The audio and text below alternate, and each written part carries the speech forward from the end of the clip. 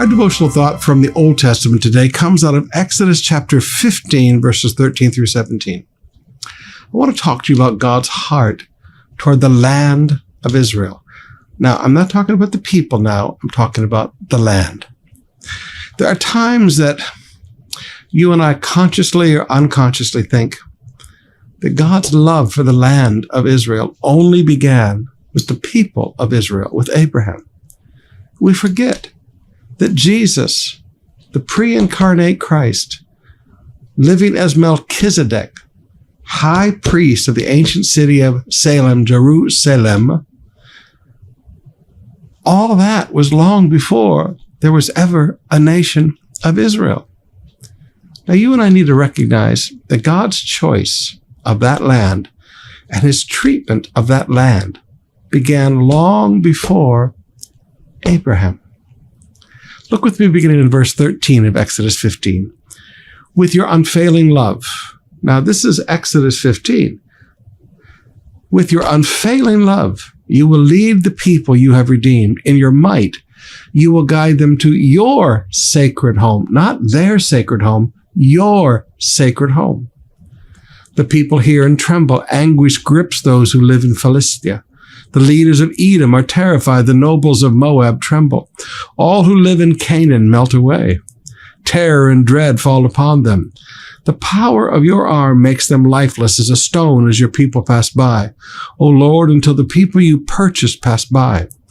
You will bring them in and plant them on your own mountain, not their mountain, your own mountain.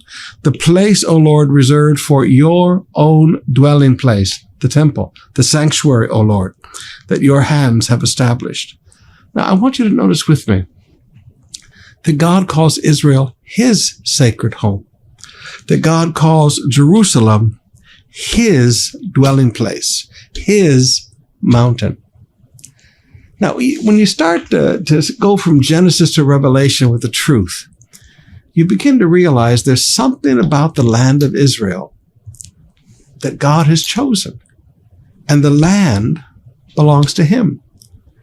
When the Canaanites did not live right and they did their idolatry, when his cup of wrath was full, he threw them out.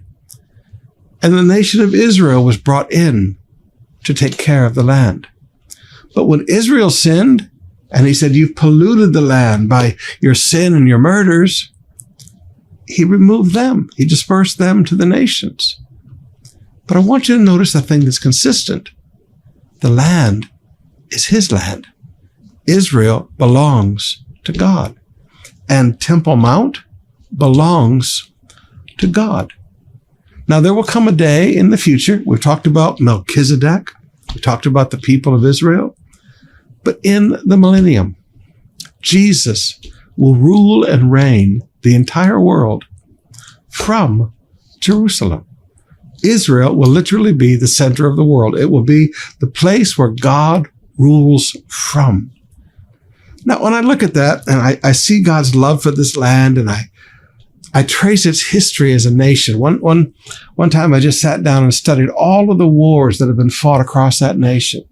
After Alexander the Great's great empire broke up and nations moved back and forth, and Israel was just a playground for people to destroy.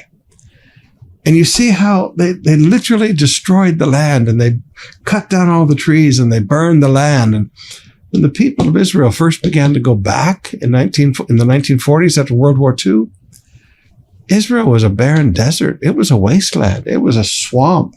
It had been destroyed by wars for over 1,000 years, 2,000 years, maybe 3,000 years. Satan hates the place that God has chosen to dwell. Now, when you recognize that God has a place, that this is my throne, and you recognize that Satan had his throne in the city of Pergamum in the book of Revelation, chapter 2 and chapter 3, you realize Satan always imitates God, but Satan knows that God has chosen Jerusalem for his throne, and God has chosen Israel as his sacred home. Now, maybe when we get to the millennium, we can ask Jesus why, but like with most love stories, there's no reason, you just love. God loves that land. God loves the land of Israel.